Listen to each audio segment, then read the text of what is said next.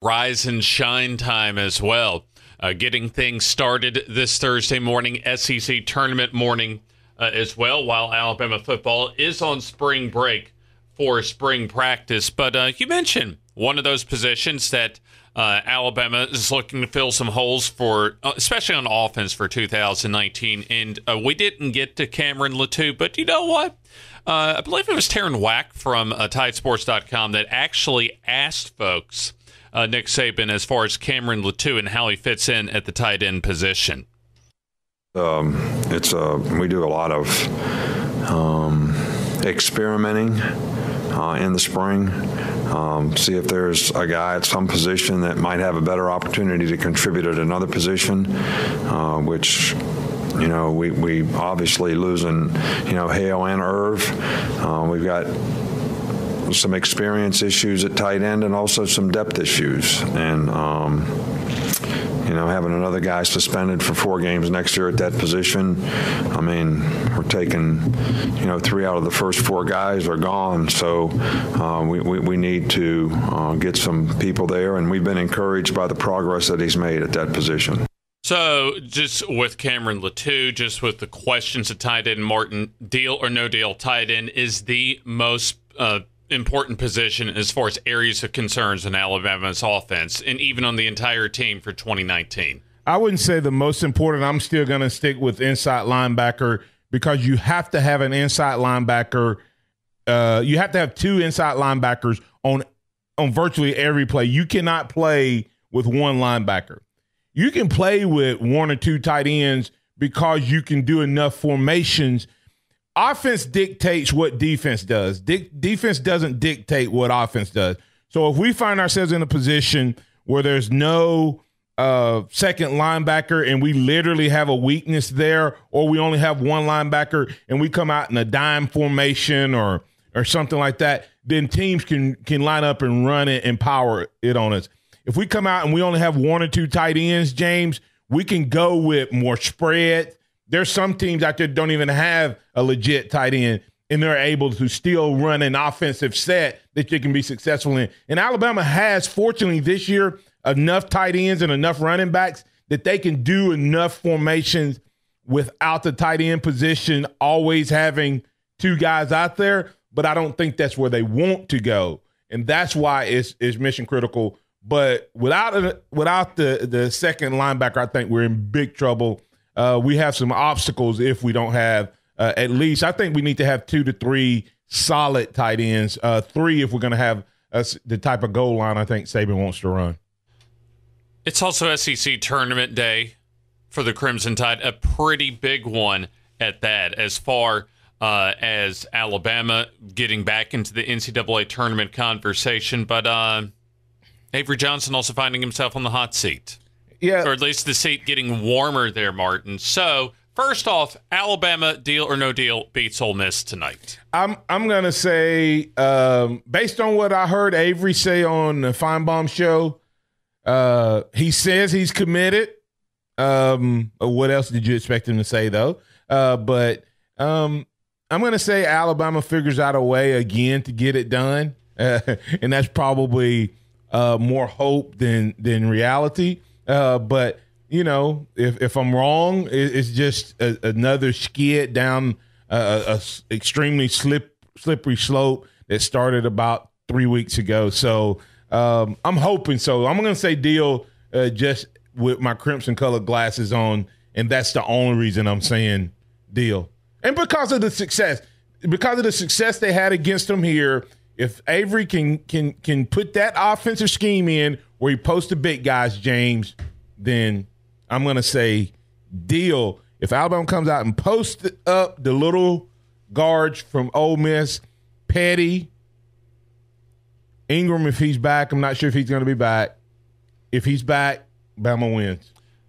All right, then, regardless of what happens in Nashville, then, whether they lose tonight or win the SEC tournament, winning 4 games today, tomorrow, Saturday, and Sunday, Avery Johnson will be back for a 5th season as head coach of the basketball program. Let me answer this as the person being asking a question and trying to address all sides. And I hope JPC is listening so he can hear what I say.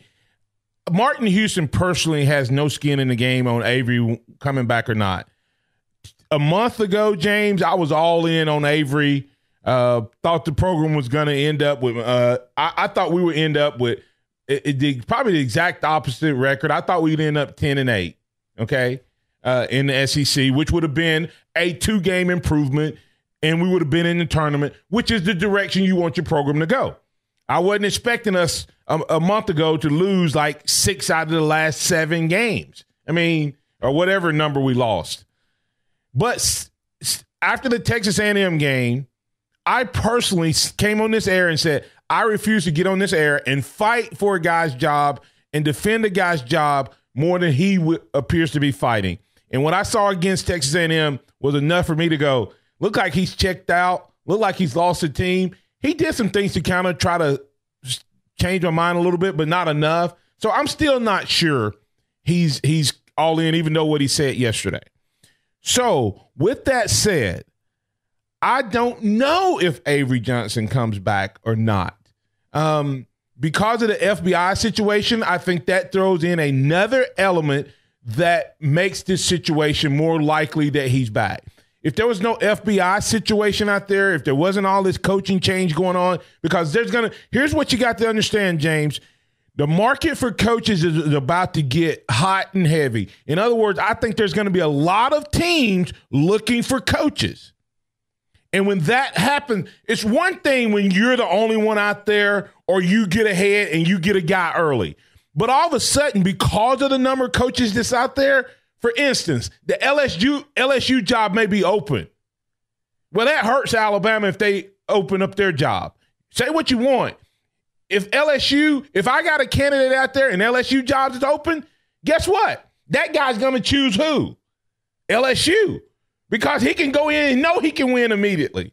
So that's going to hurt as well. So because of the FBI storm and because of the fact that that's going to cause some openings, I'm saying that's increasing the likelihood that they may bring Avery back. But I think they're going to give Avery the exact same thing that they gave Shula.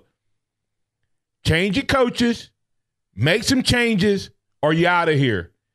And which one will he do? I don't know. Now, JPC and everyone that thinks that I care, if they bring Avery back, I'm going to support Alabama. If they fire Avery, not going to lose any sleep. I don't have a personal vendetta or a personal agenda. I just want them to do what's best for the program, best for the kids, and best for the future. Maybe that's firing him. Maybe that's keeping him. Maybe that's somewhere in between. So that's the best answer I can give you on that just because of all the circumstances. And it's not that I want to accept mediocrity or I want Alabama basketball not to be great. I just don't know if it can be. It hadn't been that way since Wimp Sanderson consistently. We had a little spell with Godfrey. Maybe this is what Alabama basketball is. So for this year's Alabama basketball team, right now on the outside looking in, according to most bracketologists, in particular Jerry Palm and Joe Lunardi, Alabama, to get back into the NCAA tournament picture, needs to get to the Sunday championship round of the SEC tournament to feel secure about an NCAA tournament bid. Feel secure versus making it is two different things to me.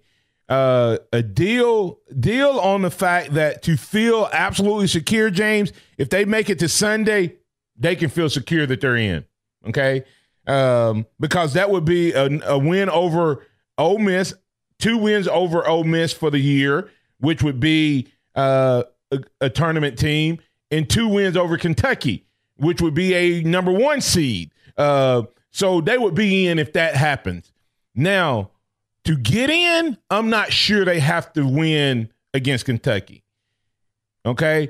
I think if they have a convincing win against Ole Miss, I think that, you know what I mean? I think the way they win against Ole Miss, James, will go a long way as well. Because if once again they do a big time win over an SEC team that is in, plus the tournament field we've heard being a soft field, a soft bubble, I think that helps Alabama get there. And then, of course, the other part that you never know, James, is which one of these teams going to get upset that's from the one-bid leagues that had a really good season and that doesn't get in.